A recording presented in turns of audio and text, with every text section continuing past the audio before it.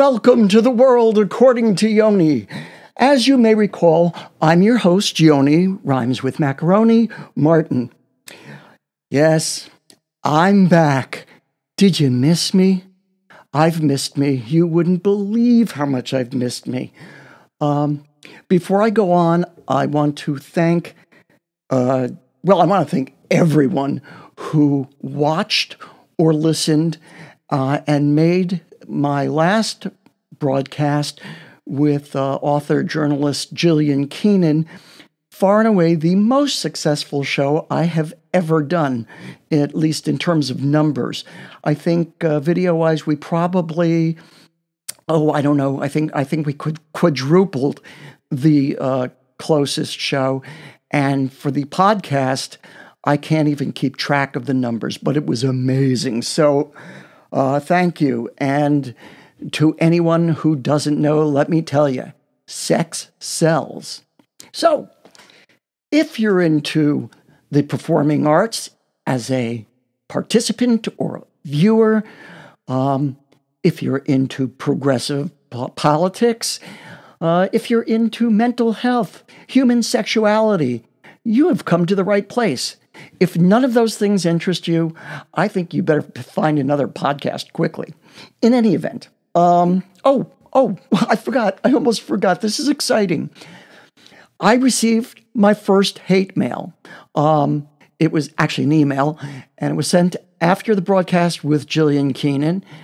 I was a little put off when I first read it because, it was really pretty vicious.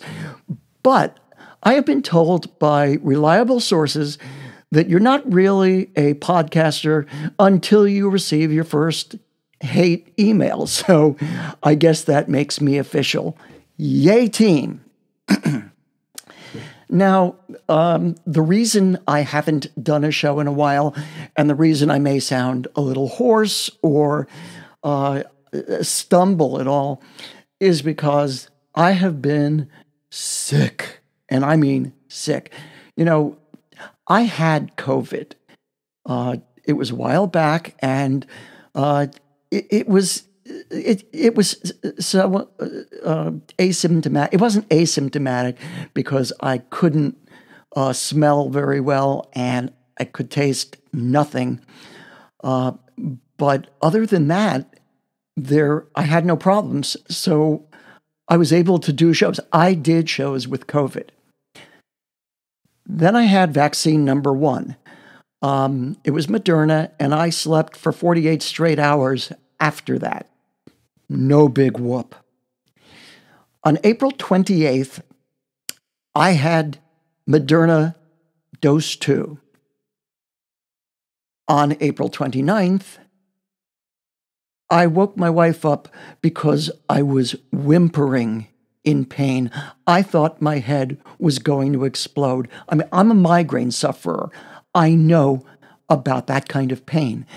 And this was so far beyond migraine pain, I can't even begin to describe how painful it actually was. Then I started to get migraines every day. I had something that I did not have when I had COVID, which was a fever. And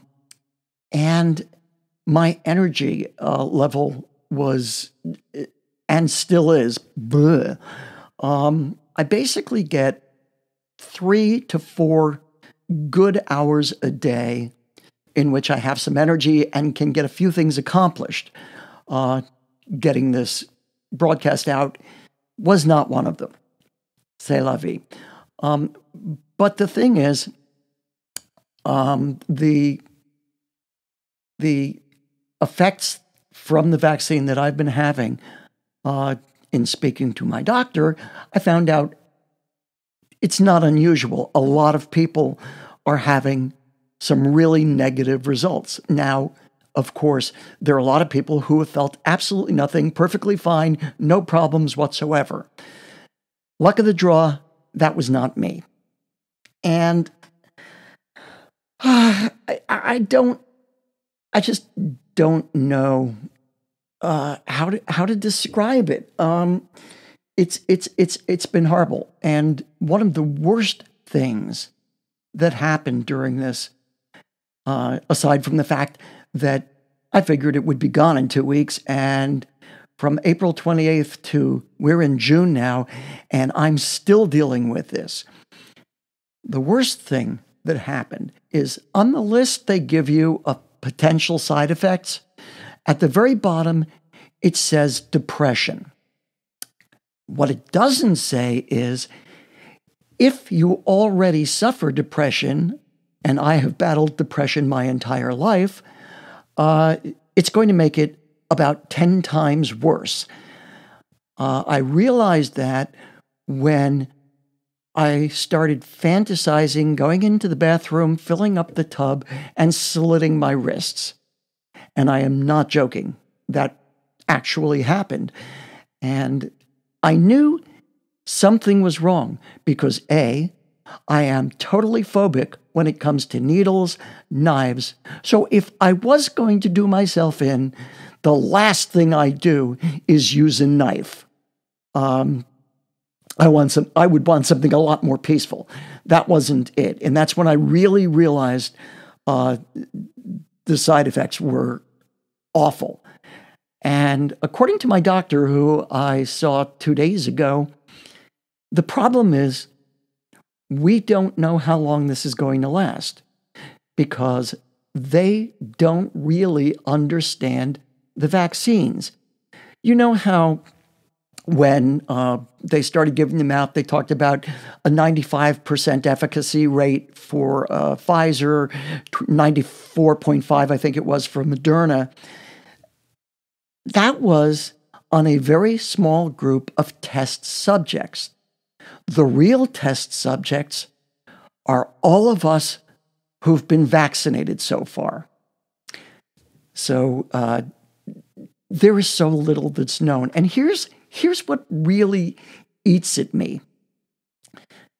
2 weeks or so before Memorial Day weekend, oh, timing, what a coincidence, Dr. Fauci, after more than a year of talking about necessary herd immunity, which is 85% people vaccinated, all of a sudden, herd immunity doesn't matter anymore.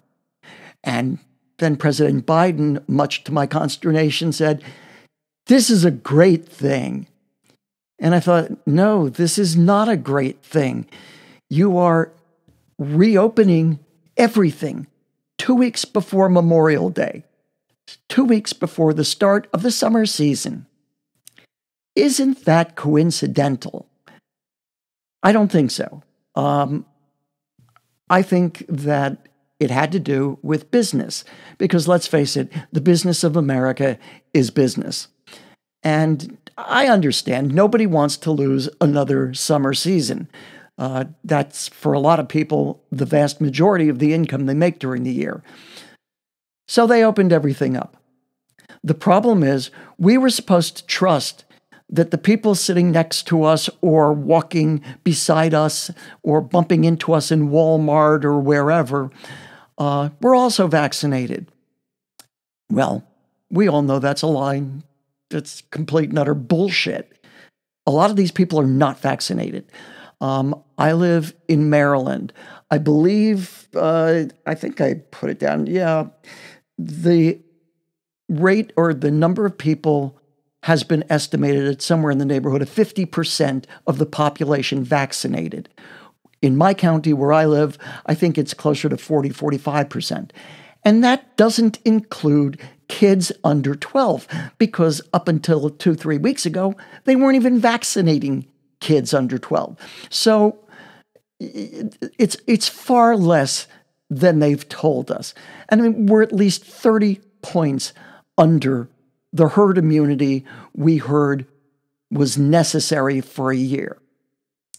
And what's happening? Well, in some places, the numbers are going back up. A lot of the places, there are 4 states in particular, southern states, no offense to anybody living there, they're going back up. But even in California, which is probably the most vaccinated state in the country, the numbers are again starting to crawl back up. Why? Well, gosh, if it's tourist season and people who haven't been vaccinated or believe this is a hoax come to your town, we don't know how well the vaccine is going to protect us. We want to believe it's going to protect us, but we don't know. And that's what makes this dangerous, because if we look around the world, look in Great Britain, look in India, where there are different strains coming into play and numbers are going back up frighteningly, this is not good. Even worse, a recent survey of somewhere in the neighborhood of 800 plus epidemiologists were asked, is this opening of everything a good thing?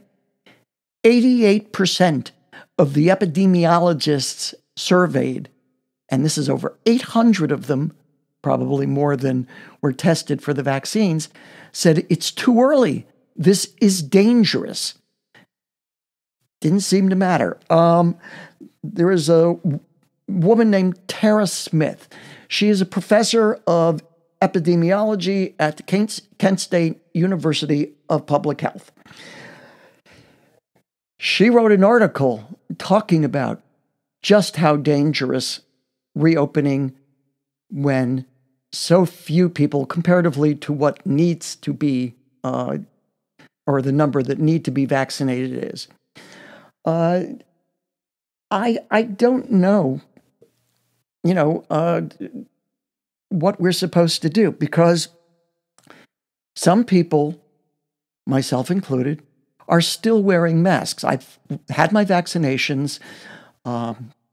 You know the side effects because I just told you what my side effects were. So if I go out in public, I wear a mask. My wife wears a mask at work and everywhere else she goes. My sister-in-law does. I think anyone with half a brain still does, which means there are a lot of people without brains.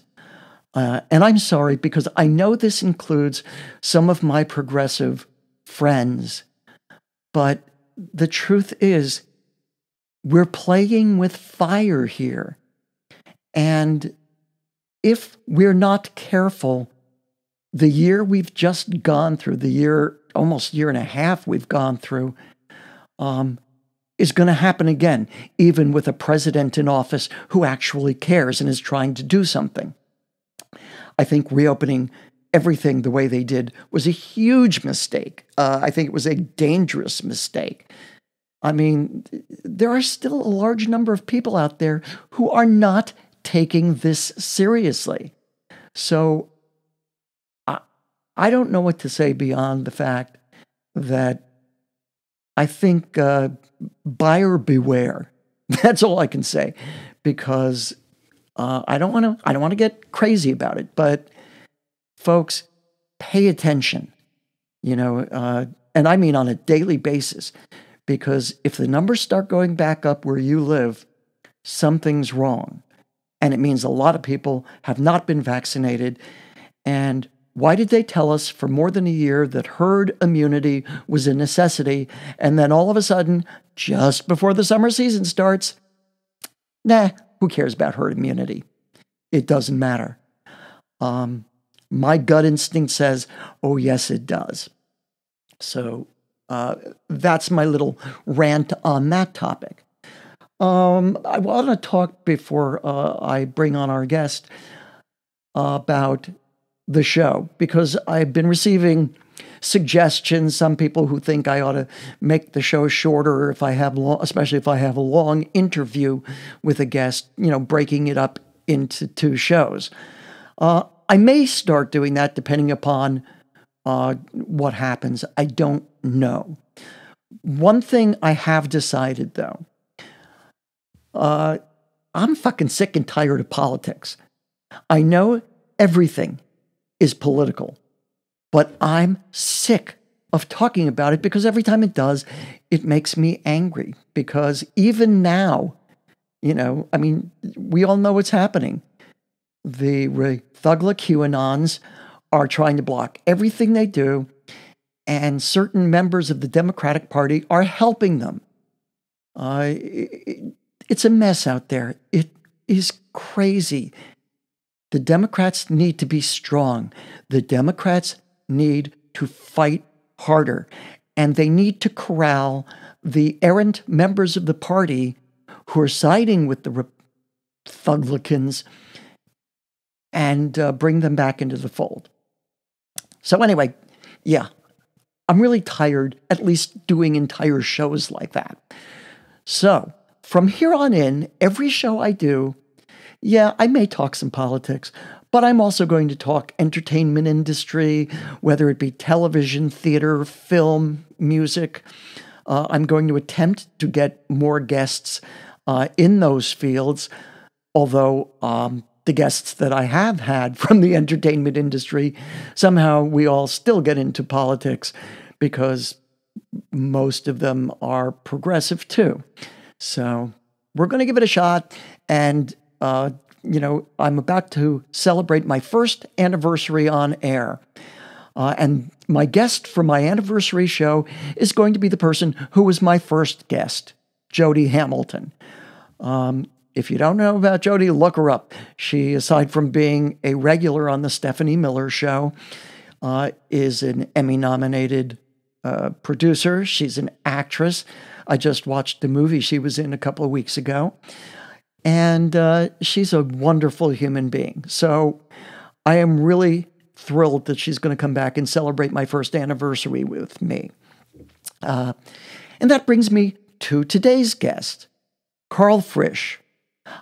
I have spent, maybe 10 months or so trying to get Karl on the show and our schedules to jibe, and they finally, thank God, did. Karl is a Democratic strategist. He is, I think he's the first openly gay member of the, good Lord, I'm completely blanking. He's the first openly gay member of the Fairfax County School Board. He's a terrific guy. He's really smart. And one thing he can do that I can't do is remain calm and sedate through this storm. I asked him how he does it. He'll tell you. So without further ado, let's go to the interview. And Karl, I appreciate your doing it. And I'm sorry it took so long to get you on air. So here we go. Ladies and gentlemen, Karl Frisch. All right, so I would like everybody to welcome my guest, Karl Frisch, who I've been trying to get on this show for at least 9 months now. So I am so happy to have you, Karl. I'm happy to be here. I've stolen a number of my guests from Steph. Of course, she told me it's all right because she steals all her guests from MSNBC. But in point of fact, even though I've been a Steph head for a good long time now, I believe I first heard you on the Bill Press show. It's quite possible. I used to do, when I was still working in DC, not that I'm not working in DC, but when I still lived in DC, I would regularly guest host for Bill Press or Tom Hartman. I did all sorts of progressive radio shows frequently. Yeah, you were with Media Matters, weren't you, at the time? If I remember? At one point, I sure was. And so I started doing a lot of progressive radio when I was at Media Matters. That's when I started doing Steph Show for sure, which would have been like 2008 or 7, somewhere in there. Yeah, and I found her, I think, in 2004. The vast majority of my viewership or listenership knows that I am a Steph head, and that's Stephanie Miller, the great goddess of progressive radio, although I shouldn't say that when Randy Rhoads is within earshot or she'd beat the crap out of me. And I don't know how many coffees with Karl I've been to. I can't count. I don't even know how many we've had, but they've all been fun. Yeah, no, they've been great. You've been doing some amazing work. For those who do not know, uh, Karl ironically comes to his progressive positions in life from the other side of the tracks. Karl started out as, and don't anybody have a heart attack here, as a Republican, working Yeah. with then Senator McCain, I believe. Yeah, but a long time ago, like more than 20 years ago at this point. So it doesn't Um, count anymore, right? well, it's not that it doesn't count, but I was a kid and John McCain was different in 2000 than he was in 2008. And look, I was a closeted 19, 20, 21-year old who thought that I could hide. Dexter loves the story. We all love Dexter. Everybody who's done coffee with Karl has met Dexter and loves Dexter. But who, sorry, so I was, a kid who thought that, working for Republicans would be another way of hiding who I was. And at the same time, I did not have this, my view of politics was entirely self-centered. I never, when working in Republican politics, never thought about other people. The work was about my advancement, not about how the work might help the people that were electing the people I worked for. So when I finally did start coming out and developing this emotion that's foreign to Republicans called empathy, I do not know. It became untenable to remain a Republican because I started to see that politics isn't about personal advancement; it's about helping people. And so I switched parties and never looked back. And I've certainly done my penance. I've been doing progressive movement and democratic politics for about 20 years now. So I think my stint on the dark side gives me good insight into what they do, how they operate. And I think that's helpful. But it's changed a lot even since I was there. Yeah, no, I mean, to go from, I think the irony of going from John McCain to Representative Louise Slaughter is got to be one of the great, 380s in politics. I worked for Howard Dean even before Louise Slaughter. So I worked for the California Democratic Party and, a bunch of Democratic candidates. So I've gotten my stripes in the trenches for Democrats, that's for sure. With Dean, were you part of the 52 state strategy? That did not exist when I worked for Howard Dean. We were running for president, or he was running for president. So we just got the scream heard round the world. Well, it was the scream picked up by a microphone. I was 10 feet from him when it happened, and none of us heard it. So we didn't know that was a thing until we landed in New Hampshire that late that night, because this was before YouTube, remember? Right. And so we all got on a plane after that event, and there was about 2,000 people in that room screaming and yelling and whooping it up. And, his mic did not pick up ambient crowd noise. It just picked up him. And so that was what was feeding the cameras in the back of the room. And so that's what they got. And of course, it wasn't instantaneous. So we were, in 30, 40 minutes, we were on a plane, pre-internet on planes. And when we landed, we could tell in the face of the New Hampshire staff that something was amiss. And so it sure was. And, ultimately I had video from that night that showed what the room really was like. It was a huge crowd, very loud, and he was, keeping up with their excitement, and you barely heard him over the crowd. So that video ended up playing on Good Morning America and Today Show and whatnot. But, all the damage had been done at that point. They had built a narrative around Howard as somebody who was an angry candidate. And this was the evidence they needed, even though it said nothing about his disposition. Well, he was my candidate, and I have to credit the Republicans with one thing and one thing only, and it's not a good thing.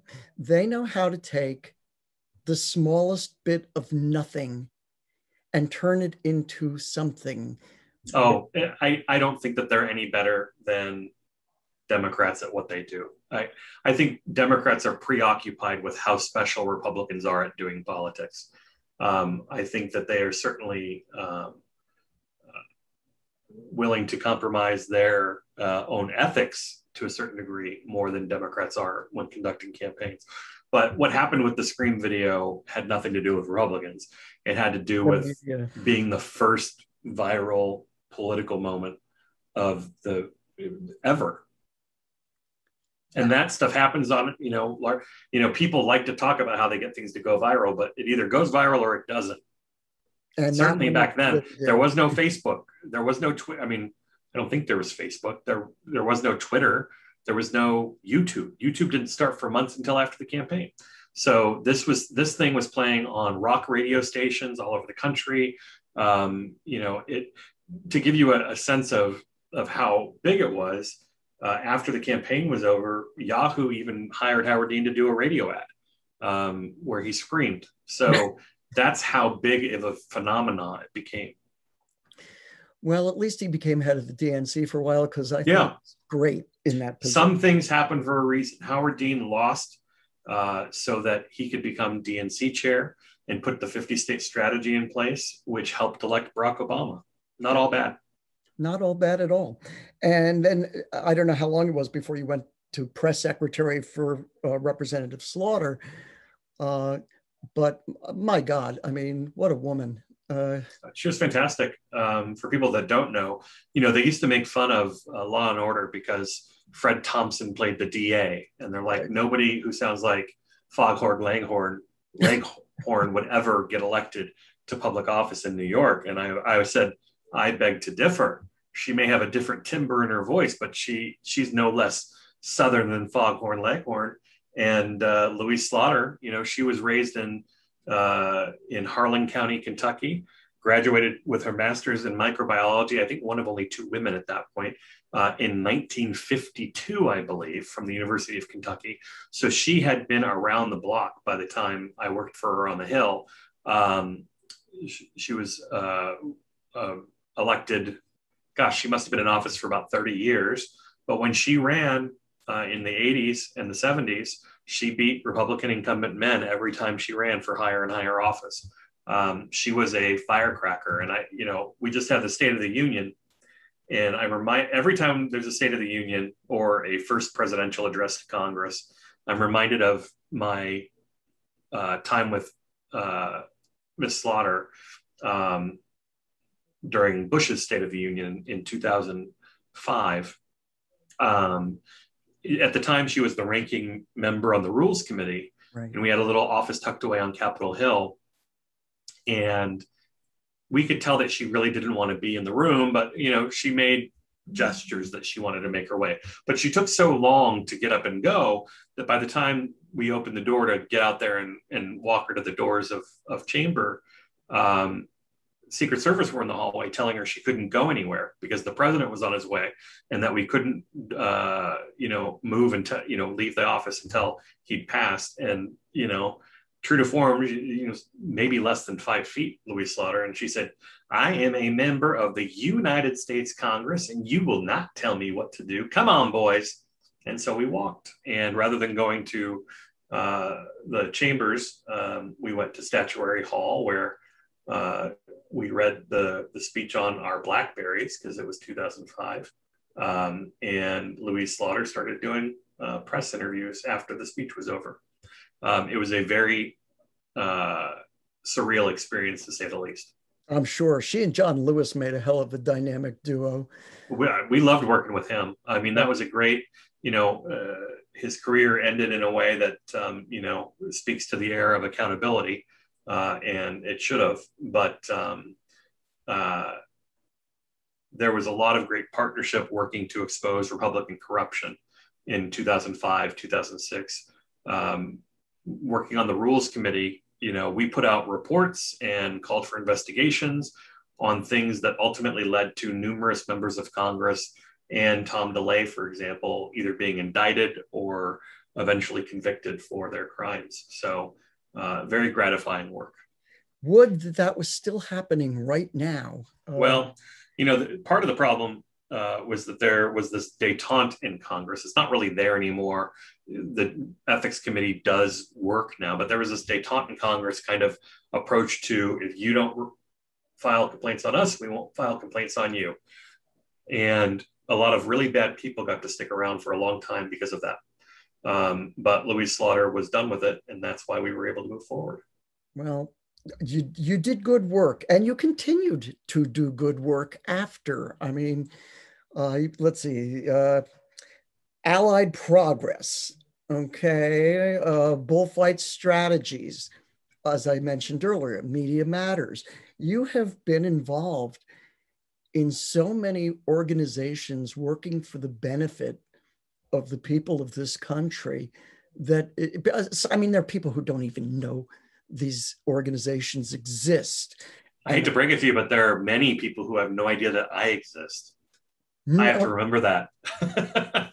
Well, after this airs, there won't be that many more either. So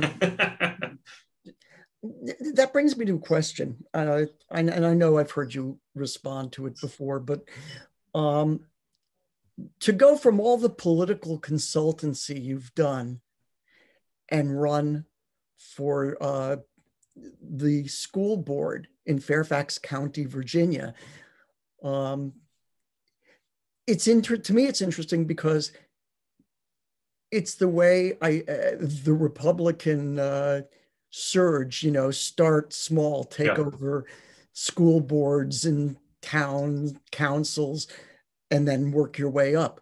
And you've done it, So, well, there's certainly something to, you can have the biggest impact when you serve locally. I think that's true.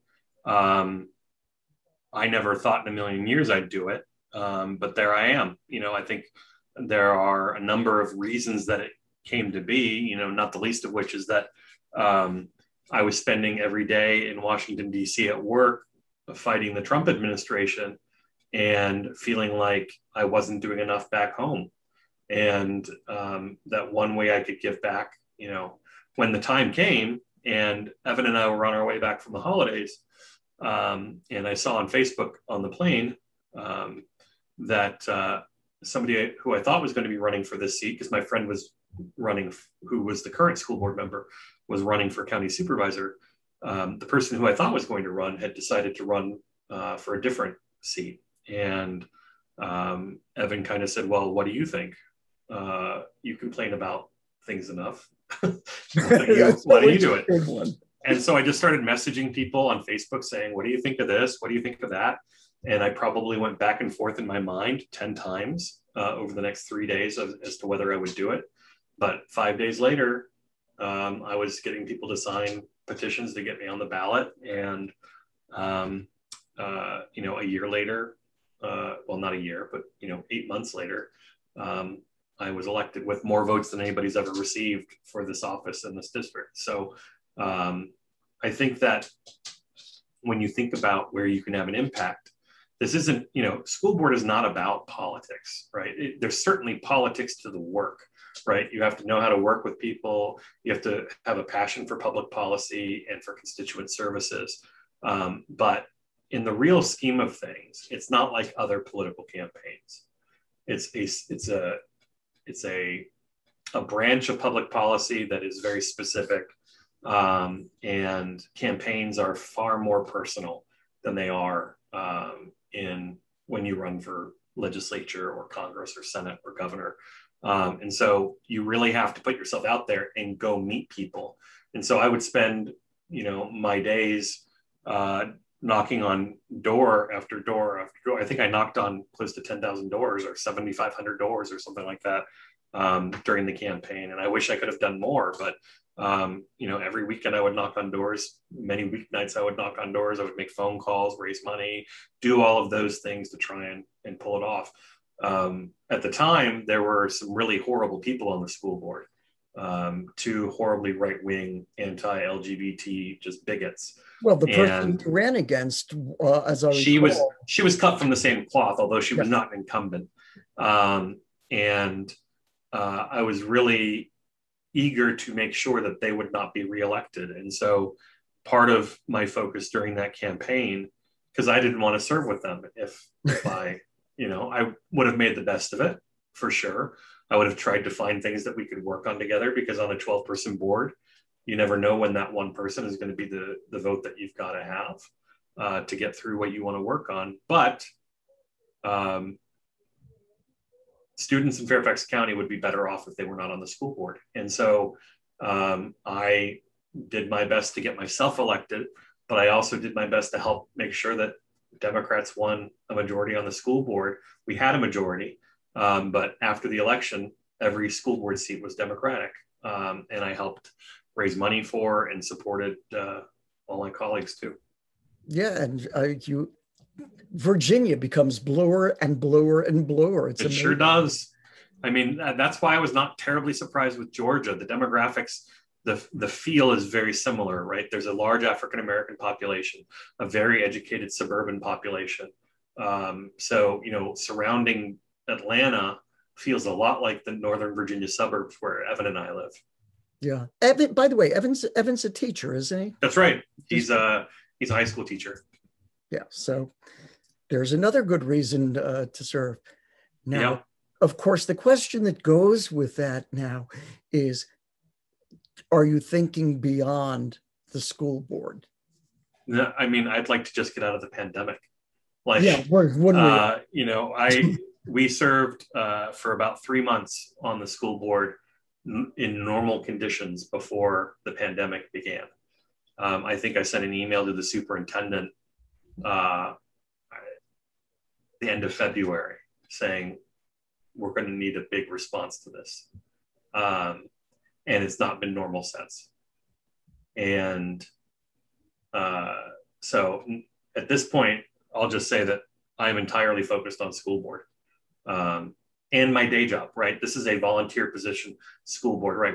We're paid a bit, but certainly not what it would take to live on in Northern Virginia. Yeah, and as most school boards around the country. But I'm focused on my day job. I'm focused on doing what I set out to do when I ran for school board. If something else pops up as an opportunity in 2023, and I feel like I can make a bigger impact there than I'm making on the school board, where I feel like I'm doing a good job to make an impact, then we'll see what happens. But right now, it's 100% school board. Correct me if I'm wrong. Did you raise more money than any school board candidate in the county or in Virginia running for school? I'm not entirely sure. I did a very good job raising money. I think it helped to have supporters like you and others, but it was 2019. It was a test run for many people of wanting to foment the success of Democratic candidates in advance of Trump's reelection campaign. And prior to the 2019 campaign, Fairfax County school board candidates, I think one, my predecessor, raised more than $50,000. I think for a seat on the school board. For a seat on the school board, and in 2019, typically people might spend a couple $1,000s before that. But it's just as expensive to reach a voter as a school board member as it is to reach a voter when you're running for president, right? Mail costs the same for me as it does for Barack Obama or Joe Biden. Digital ads cost as much for me as it costs them. There's no way that, you can look, when you ask your friends to help you in your campaign, you need to pull out all the stops to make sure that their time or money is invested wisely. Like, I can't fathom asking my friends to support a campaign and then not doing 110% to make sure that it's successful. So in addition to door knocking, you have to be in a position where you can send mail and do digital advertising and increase the chances that you're going to knock the other person out, you're going to win, and you're going to win big, because you need to send a message that this is not a seat that they should be trying for.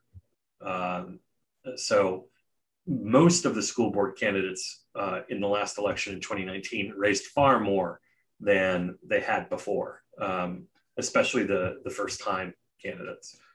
So it was a really great cycle here in Fairfax County.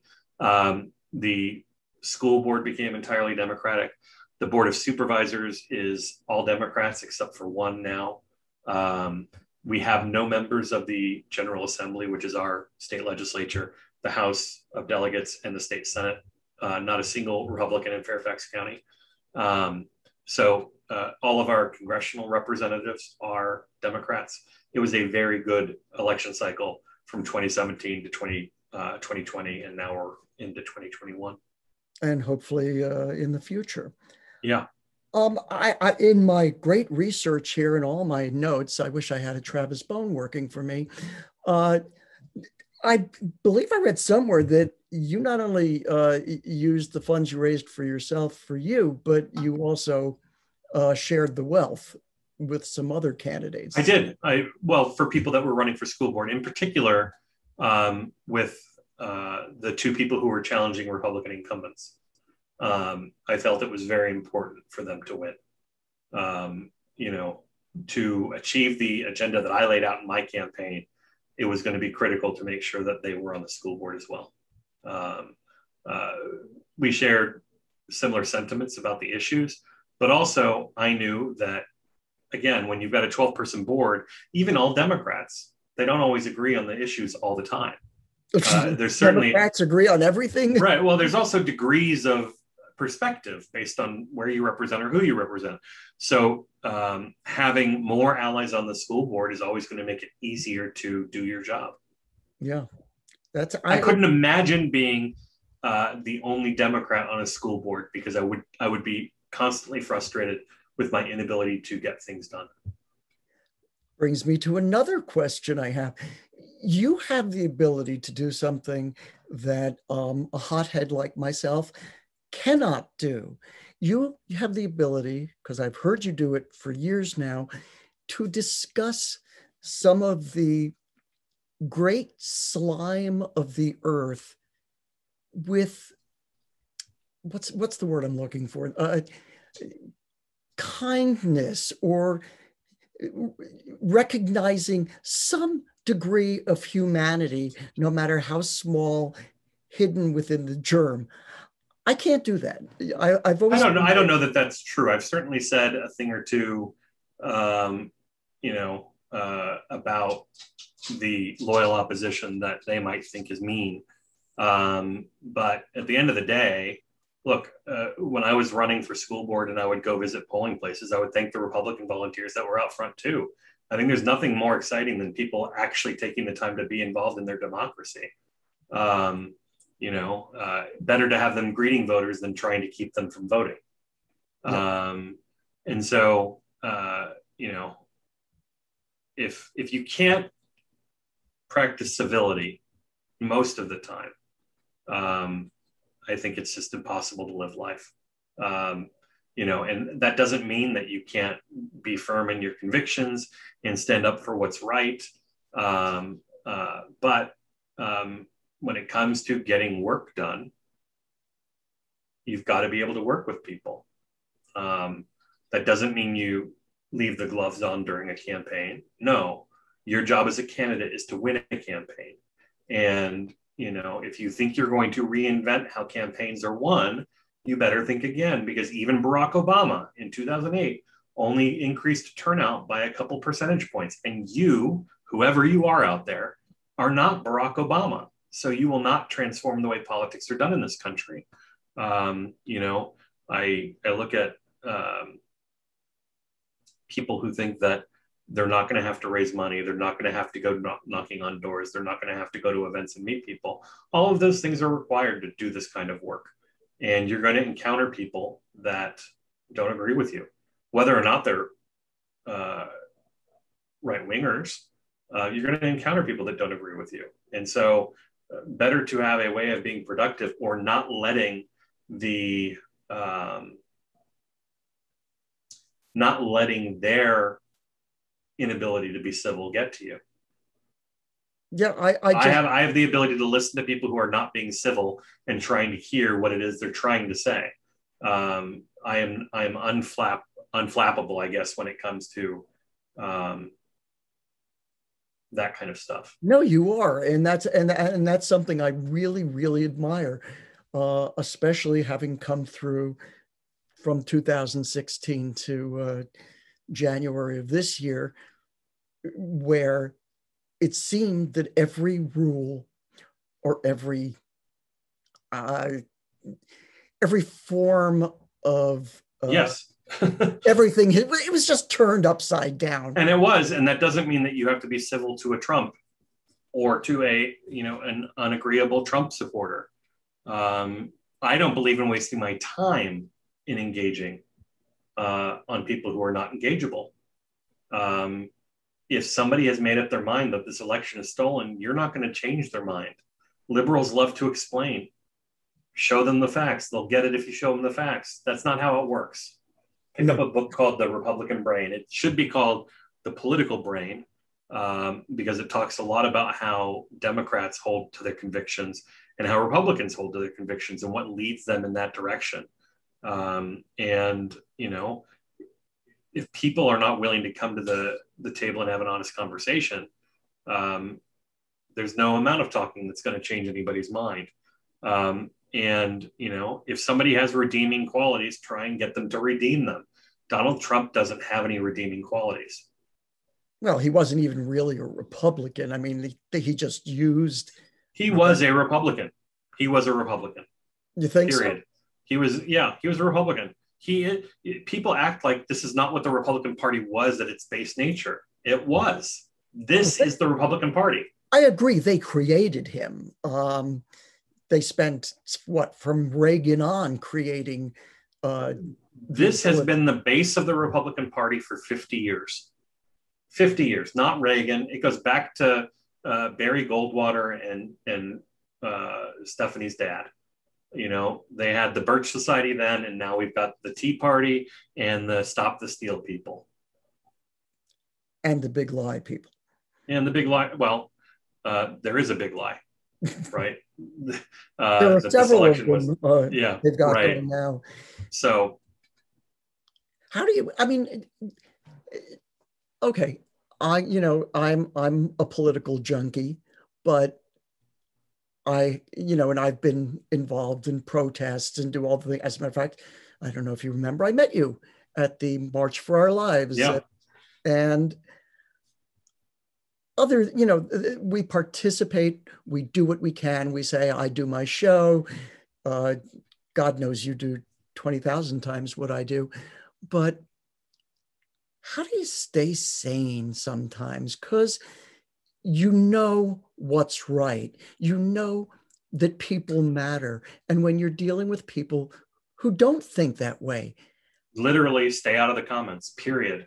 Like, you might feel good engaging crazy online trolls, but it doesn't help you any, and you're not changing their mind. You're not able to change their mind. So I don't engage. I don't read I don't dwell in the comments. That's where you find that drivel.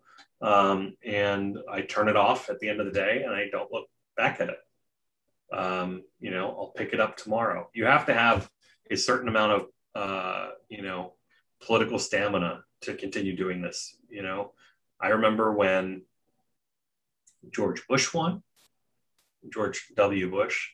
I remember. I like to call it shrub. I think it suits. I remember when all of these horrible people were elected, and you can't pack it up and go home, because home is still here. And if you don't stay in the fight, you won't be here when we turn the corner. If you've given up during Trump, you wouldn't have been here when Biden turned the corner. If you've given up during George W., you wouldn't have been there when Barack Obama turned the corner.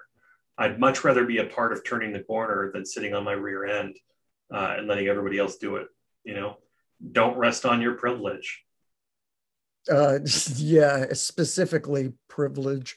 Uh, it's an interesting time to use that word, since every single day we see the police in this country. I mean, the Black Lives Matters movement, and talking with friends like Kevin in DC about white privilege. You know, I don't like, I like to say to people, I'm not white, I'm Jewish, because the racists don't look at me as white. So, hey, I'm more than happy. But you know what? Walking down the street, people look at you as white. Yeah, I know. People don't look at me as gay, you know, but, you know, even, you know, a cis white gay dude, I got plenty of privilege. I got privilege coming out my eyeballs. You know, everybody has some form of privilege. And, you know, white cis guys have it in spades. You know, acknowledging that, but also just knowing that when you do have that, you have a lot of responsibility as well. Yeah, I agree with you wholeheartedly. But you, as somebody, you know, we were talking about don't engage the trolls. I'm talking about you are somebody who regularly, yeah, that was good English, regularly walk the halls of Congress. If you were doing that now, I mean, you'd be running into the Matt Gaetzes of the world. And there were awful people there when I worked there that were just as bad as Matt Gaetz. You know, Louis Gohmert has been there for a long time. He's just as bad as Matt Gaetz. There's just more of them now. There's fewer of the old timers, but the old timers gave into those types when Newt Gingrich took over. Oh, Newty, yes. He did so much for our country. Sure. You know, you're a dog lover. My family, we had a German Shepherd. The night Reagan was elected the first time, he curled up in front of my parents' bedroom door and died that night. Oh, goodness. And the family, we were all like, well, he really didn't want to be here for this. Yeah. Which is kind of how we all felt at the time. And now I find myself nostalgic for Nixon. It's yeah, some old-fashioned corruption would be nice compared to what we got out of Trump. Yeah. Well, and not just him. I mean, all the people who have followed and are continuing to follow him, which stuns me. Yeah, I don't get it. It's pretty sad. How do you, I was, you know, Joe Biden was not my first pick, as a lot of people say, but I think from the day he came in, he has been strong. He has been fighting and working his ass off to do things that I think are far to the left of where he was as a senator, as vice president. And I've been really, really impressed. How do you feel about what's going on? I think he's risen to the moment thus far. And, you know, it doesn't hurt that the things he's proposing are wildly popular with the American people, not just Democrats, but Republicans and independents too. So I think that is a benefit to him. I think he and Kamala Harris are a great team in that respect. And, you know, if he stays focused, one thing that I like they're doing is taking credit for the things that they do. You know, if you could fault Barack Obama for something, it would be that he would quickly move on to the next thing that he needed to get done, rather than getting out there and making sure that people knew he'd done something. Yeah. You know, Republicans created their own echo chamber to deal with the Washington filter, and Democrats, you know, sometimes just sit there and go, well, they're not going to cover it, let's move on. No, get out there and show it to them. That brings a really good point up, which is a lot of us on the left complain about the media, and God knows, as a whole, the media gives us lots of reason to complain. But one of the things I hear Democrats saying is, we can't get in front of the mics. And I'm like, why? Grab the damn mic and speak. That's what they did for years. Why the hell can't we do it? Well, I think Democrats are wired a little bit differently. So there are a few successful progressive radio shows, but there are dozens of successful conservative talk radio hosts. Part of that stems from, and there are a lot of cookie cutter right wingers, right? Part of that stems from the way that liberals think. A liberal, many liberals would rather listen to NPR than progressive talk radio because they think I'm listening to NPR where I'm being presented with both sides of the issue so that I can affirm that I've been liberal all along, that I was right. Because there is this, liberals are wired to want to explain and want to feel feel like they've come to the conclusion through enhanced knowledge. It's why Democrats always talk about, if we could just get on message like the Republicans can. That's not why. That's not why they do well. It's not because we have some message deficiency. We just think that if we just explain it better, we're going to win. That's not how it works. How does it work? It's much more based than that. It's about creating narratives and feelings and emotions and sentiments. With Donald Trump, that was there in spades. And so part of it was harnessing that energy. Had nothing to do with explaining that Donald Trump was bad. Yeah, it didn't take a lot of explaining to really see that from, well, I mean, I'm a New Yorker, so I got to see him for the last 45 years. And my father, who was active in New York City politics for a long time, knew Mr. Trump's mentor, Roy Cohn, and despised him with every fiber of his being, every bit as much as I feel the same toward Mr. Trump. Yeah, Cohn's death is kind of like, when Betty Davis found out that Joan Crawford had died. Betty Davis got a phone call from a reporter seeking comment about the death of Joan Crawford. And the reporter said, Miss Davis, do you have anything to say about the death of Joan Crawford? And Betty Davis said, Joan Crawford is dead. Wait, no, I knew I'd screw this up. She said, my mother always told me, if you can't say anything nice, if you can't say anything good about somebody, don't say it at all. Joan Crawford is dead. Good. You got it this time. And it was, I vaguely remember that. Although lately somebody's been running the clip of Martin Short on the Tonight Show imitating Betty Davis with Ms. Davis next to him, turning away, fuming. Obviously fuming because he was doing a dead-on imitation, but she did not really appreciate it. I'm sure. Hollywood and politics, so much in common. Indeed. DC is Hollywood for, I say smart people. People say ugly people. Well, hey, come on. We've got beauties. We got Lauren Boebert, No comment. Those Republican hotties, babe, let me tell you. I have been active in politics, I'm 65, so 50, 55 years, because my parents brought us up that way. I honestly don't remember seeing that many people who are that ignorant in positions of power where they can flaunt their ignorance as if it's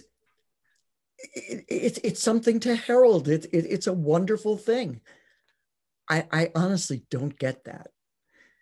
Anti-intellectualism is a recurring theme in American politics. It tends to present itself whenever there are strong nationalist tendencies building in the country. And so I'm not terribly surprised by it. It takes that kind of suspension of reality to make nationalism and the policies that go along with it make sense. Well, yeah, it's kind of like the George Bush. You could feel like you could have a beer with that guy, that kind of mentality. I mean, I don't like, sharing a drink with somebody who's choking on a pretzel, but yeah.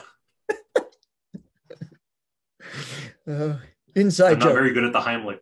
Yeah, well, sometimes you wouldn't want to be, I guess. Which I guess it was not a kind thing to say, but I've said worse. So, truthfully, do you see what's happening today not as being different from what was before in terms of the Republican, or as I like to call them? I mean, everything is shades, right? So it's certainly different because media is very different than it once was before. Very true. One thing that I think is very different is that many communities that have been marginalized for a long time are being less ignored. I'm not saying that they are being responded to in the way that they should be, but they are being less ignored in this climate. And I think that is a fantastic thing. So that is a benefit to this national conversation that I can't remember a time where that was, even during the civil rights era. Well, you can't fix there a was not this problem kind if of you don't know support. it's there, Right. But well, if you choose to ignore that it's there. Yeah, if you choose to ignore it, exactly. But I've also never seen a time, I guess, where we all know the prejudices, the racism, the petty differences have always been there. But certainly, if nothing else, I think Trump made it okay to let your fascist flag fly. Yeah. There were certainly a lot of people who would keep it to themselves or to the message boards before Trump came along and told them it was perfectly acceptable to be a bigot in public. But if you talk to your friends who are from marginalized communities, they would tell you happily, or not happily, but like freely, that these people have been there all along. You may not have seen them, but they've been there. And so, when white folks, there's been some great comedy on SNL of late, particularly around the George Floyd case. Oh my God, yes. And how white people perceive justice in this country. It's changing, and that's a good thing, but it's not like this problem it's not like people haven't been aware that these people are out there. It's just a matter of them flaunting it in such a public way, I think, that has opened other people's eyes to it. And thank God for technology so that people have cameras in their hands, because I think that's doing a big part of the job too. And I wonder, if we'd be having these conversations if the iPhone had never been invented. I like to hope so, but I tend to doubt. I doubt it. Yeah. I doubt it. But even with that, I mean, if you remember, I was stunned watching, I could only do it once, watching Derek Chauvin murder George Floyd, where he looked directly into the camera with this smug look, like he knew there would be no payback for him. Right. He could murder this person on camera with people watching and videotaping it.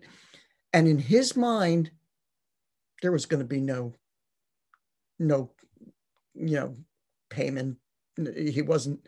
And his face, it's one of my favorite moments in the last couple of weeks, his face when they came back with guilty, guilty, guilty. And he was in shock. I think there were many people in this country who were happy. That's for sure. I certainly was one of them.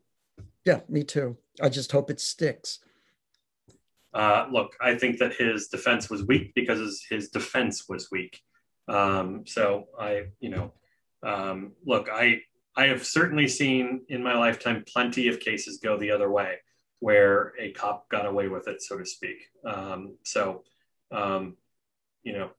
I certainly hope that any effort he's having in the courts to reverse this or get a new trial do not succeed, because from my perspective and from everything that I've read from legal experts, the trial was perfectly fair. And, the reason the jury went the way that they went so quickly is because the evidence was insurmountable. Yeah. Because he did it. When they came back as quickly as they did, I know some people were terrified that it wasn't going to go the way it did. I said there's no way they could come back that quickly if they weren't convicting him, because somebody would still be fighting. So yeah. I was thrilled that it's one of the best examples of actual justice I have seen in a very long time. Well, I mean, justice would be George Floyd being alive with his daughter, right? So, it is the right thing to have happened. Yeah. And I think there were plenty of people who were far more nervous than white people about that case because of their experience with the justice system. And that is a righteous fear to have, because there are, examples every day of people that don't get justice in our court system. And most of those people do not look like, you or me, George Floyd. Yeah. They look like George Floyd. Yeah. They look like they're people of color, they're women, they're marginalized communities, people without money. So I'm hopeful that these conversations will result in broader criminal justice reform. It's happening on the local level, and that's a good thing. For the first time in my memory, we've had a lot of, progressive-minded prosecutors elected around the country who are doing a better job of making sure that people have their civil liberties protected, and that they're not using the justice system just to lock people up. Amen. How do you feel about DC statehood? I mean, you've lived there, right? There's no reason it shouldn't be a state. No reason. It's certainly, if anybody's ever been to DC and not done the touristy things, it feels like anything else. I know lots of people who live there and don't even work in government. So it is a place like any other place. It has distinct geographic boundaries, and its people deserve to have representation in Congress and the Senate. Well, the House and the Senate. Especially when there are more people there than in some other states that have. I don't think it has anything to do with the volume of people. I think that they meet all of the markers that one would want for a state. Even if they had fewer people than Wyoming, they would still deserve to be a state. They could come a state tomorrow and people could leave and move to Virginia and Maryland. They'd still deserve to be a state. The reasons that we have made other places states apply here. It's a no-brainer for me. It's political gamesmanship to ignore or to deny people in DC the right to have their representation in Congress. Yeah, I seem to recall that this country was founded on a taxation without representation kind of thing. Yeah. So I've always wondered about that, but. Well, and there's so much federal land and property in DC that I believe the city of Washington, District of Columbia, can't even tax that land. So it's a very complicated relationship they've got there, but it is nonetheless a distinct community that deserves representation. Thank you. I wanted the opinion of somebody who actually has lived in DC rather than those of us surrounding in Maryland and Virginia. I mean, when you go to DC, don't you know I'm now in DC versus being in Maryland or Virginia? Yeah. Look, it is a distinct area that deserves representation, period. If somebody doesn't believe it deserves representation, let's start taking away other people's representatives. But that doesn't happen in this country. So I think what we need to do is focus on electing more senators in 2022 so that we have a government or a Congress that will pass DC statehood. Right there with you.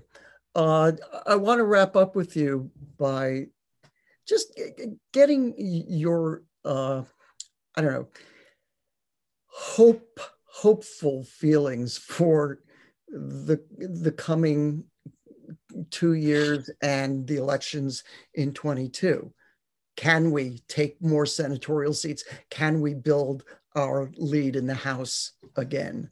The House is going to be tough. I hope we can. I think if we continue to deliver for people, it'll be easier. I think the Senate, there's a lot of great prospects like Ohio and Pennsylvania, Florida that we can look at. So I have a lot of hope about 2022. I think the picture is going to still be a little murky until we know exactly who the candidates are going to be in those places. But I think that they've figured out in the White House exactly what they have to do between now and 2022 to hold the majorities and hopefully expand them. But we've all got to be engaged in it just as much as we were in 2020. Yeah, I think more so maybe, but yeah. I agree completely. Karl, thank you for coming on today. I really appreciate it. Of course. And I know you're busy. I know you have got 100 million things going on around you. So I really appreciate you taking the time. Well, anytime. I appreciate it. So I will see you, if not this Saturday, on one of the soon Coffees with Karl. All right.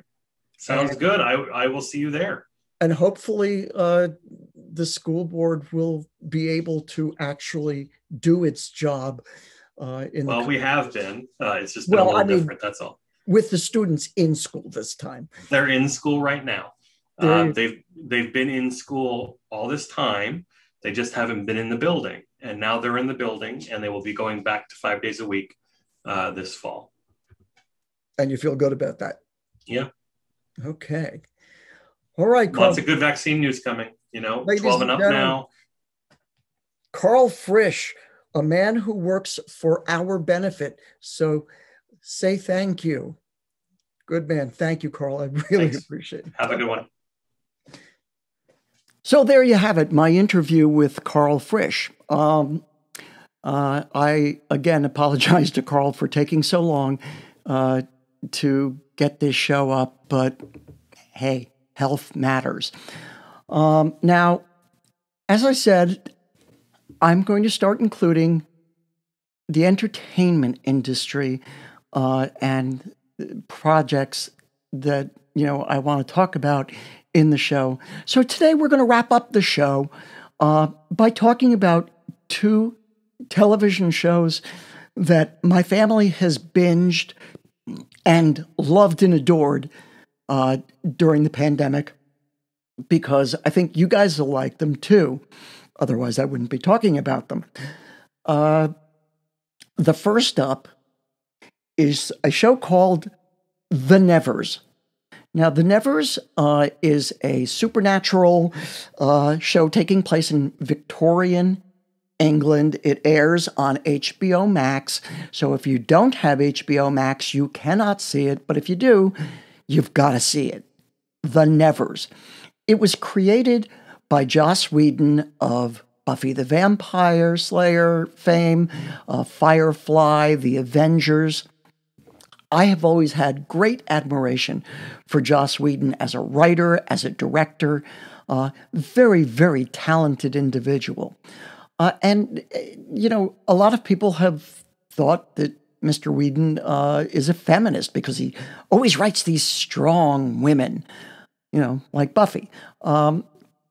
Unfortunately, it turns out that Mr. Whedon is not quite the person many of us believed him to be.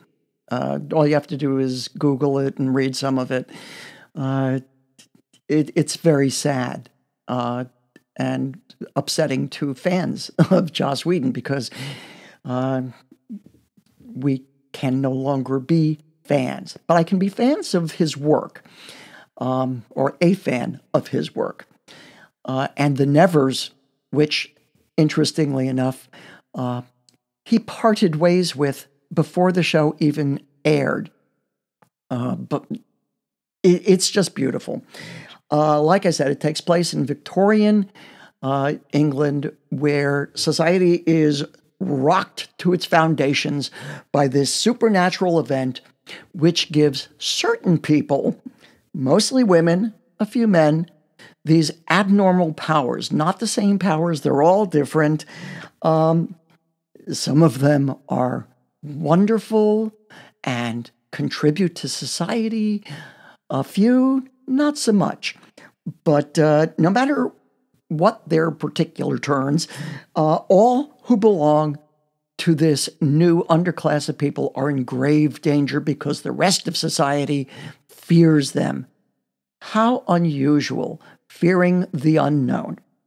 I think there is a comparison to be made to today. Anyway, it falls to mysterious, quick-fisted widow Amalia True, played by Laura Donnelly, and a brilliant young inventor, Penance Adair, played by Anne Skelly. It falls to them to protect all these gifted orphans. They put them in what's called an orphanage, but that's just a name because you have people of all ages there. It's a wonderful supernatural show taking place in a time period you wouldn't expect to find a sci-fi supernatural kind of thing going on. And I won't give you the surprise season ender of it, but it's really interesting, and it brings back an actress I love. I'm not going to tell you who. Just watch the series. The Nevers are people who have to face the brutal forces determined to annihilate their kind. This is a wonderful series. I urge you, if you have HBO Max, to watch it. Now, the second series I want to talk about is a comedy. It's a British import, and how do I phrase this? As an actor, as a writer, as a director, I love comedy. The vast majority of my career, I have done comedy by choice because it makes me happy to hear laughter.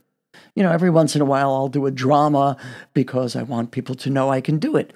But comedy is where my heart is. And this show I'm going to tell you about is one of the funniest things I have ever seen in my life. Now, for those of you who don't quite get English humor, Monty Python doesn't do it for you, I think this show may even get you. Because, it's called The Goes Wrong Show, and it airs on Amazon Prime. Now, the plot, and there are only 6 episodes, so you can see this show very, very quickly. Each episode is a new play being performed in front of a live audience. And in each of these plays, everything that can go wrong does go wrong. There are very few comedies that can make me laugh so hard, tears come to my eyes. As a matter of fact, I can't remember the last time that happened. Well, in every single episode of this show, I was laughing so hard, the tears were just streaming down my eyes. I could barely breathe from laughing so hard. This show is fantastic. Whether you like British comedy or not, if you love the theater or you're a participant in the theater, you will recognize what happens in these shows. And I can't imagine you're not loving it. It is wonderful. It's funny. It's, again, on Amazon Prime. It's The Goes Wrong Show. I don't think it's coming back. So you've got 6 episodes, which can be binged in 1 or 2 nights. I urge you, if you love comedy, watch this show. And that's about it, because I got to talk about, the entertainment industry in some form today. Yay me. I will be continuing to do that in coming shows. And I'd like to thank you for bearing through this with me. While I've been sick, it's been difficult. This show should have been up weeks ago, but I just couldn't do it. What am I trying to say? See, that's the way things are going. When I interviewed Karl, by the time we were done, I had a fever. I was ready to pass out. Now, I hope the interview didn't look that way to you, or if you were listening, you didn't hear that. But that was how I felt. I was ready to drop. I'm beginning to feel that way right now. This is an effort, but it's so worthwhile. So do me a favor. If you like the show, subscribe, because I have to tell you, the show with Jillian Keenan spoiled the shit out of me. Those kind of numbers, watching me, listening to me, that makes the actor in me go, heart, oh, goody, gumdrops, I'm loved. Now I know it was actually Jillian that was loved, but hey, I'll take what I can get. So do me a favor, subscribe to the show if you like it, whether you're listening via podcast or watching on my YouTube channel. And before I forget, my wife and I have decided to leave Facebook, at least our personal pages. She's already closed her personal page down. I've closed one of the 2 personal pages I had up. It's gone. And the second one will be done, gone, disappeared, probably the same day this broadcast drops. Fortunately, we were introduced to a young lady named Carolyn Sinclair. Carolyn Sinclair is a casting director. Sorry. Carolyn Anderson. I apologize to you, Carolyn. Carolyn Anderson hails from the UK, and she is a sweetheart. She has volunteered to manage all the pages we have on Facebook that market this show, as well as our company, Solar Films, spelled SOULAR, and the 2 film projects that we are currently working on. Euphoric Tendencies, which is a kinky romantic comedy written by my wife. It was a hit off-Broadway a number of years back, and now we want to do the film version. So we have a page on Facebook. Carolyn will be taking care of that. And the other project, which will come after Euphoric Tendencies, is the real life, spelled REEL, like film reel, because it's a satire on the film industry. I have been working on this project along with my friend Joe and my wife for more years than I even want to think about. We almost got it produced a few years back, but that didn't happen. So that'll be our project after Euphoric Tendencies. However, we have a page on Facebook for it.